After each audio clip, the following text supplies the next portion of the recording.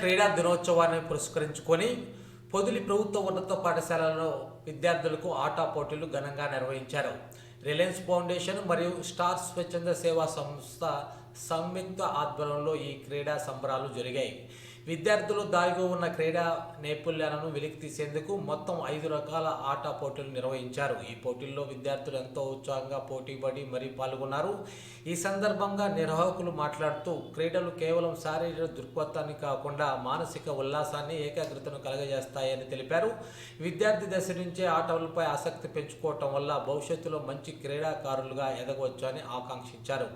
పోటీలు ముగిసిన అనంతరం వివిధ ఆట పోటీల్లో ప్రతిభ కనపరిచిన గెలుపొందిన విద్యార్థులకు పాఠశాల ప్రధానోపాధ్యాయులు చేతుల మీదుగా బహుమతులు ప్రదానం చేశారు. తమ ప్రతిభను గుర్తింపుగా బహుమతులు అందుకోవడంతో విద్యార్థుల ముఖాల్లో ఆనందం వెల్లివిరిసింది. ఈ కార్యక్రమంలో రిలయన్స్ ఫౌండేషన్ మరియు స్టార్ స్వచ్ఛంద సేవా సంస్థ ప్రతినిధులు, ఏపీడీఆర్ ప్రహాసిత్, ప్రతినిధి నాగేశ్వరరావు, ప్రెసిడెంట్ సాయి రాజేశ్వరరావు, పాఠశాల ఉపాధ్యాయులు మరియు విద్యార్థులు పెద్ద సంఖ్యలో పాల్గొన్నారు. సందర్భంగా రిలయన్స్ ఫౌండేషన్ మరియు సార్స్ స్వచ్ఛంద సంస్థల ఆధ్వర్యంలో మన Podili government boys high school నందు విద్యార్థులకు ఇద్దరికి కలిపి 5 రకాల ఆటల పోటీలు నిర్వహించడం జరిగింది.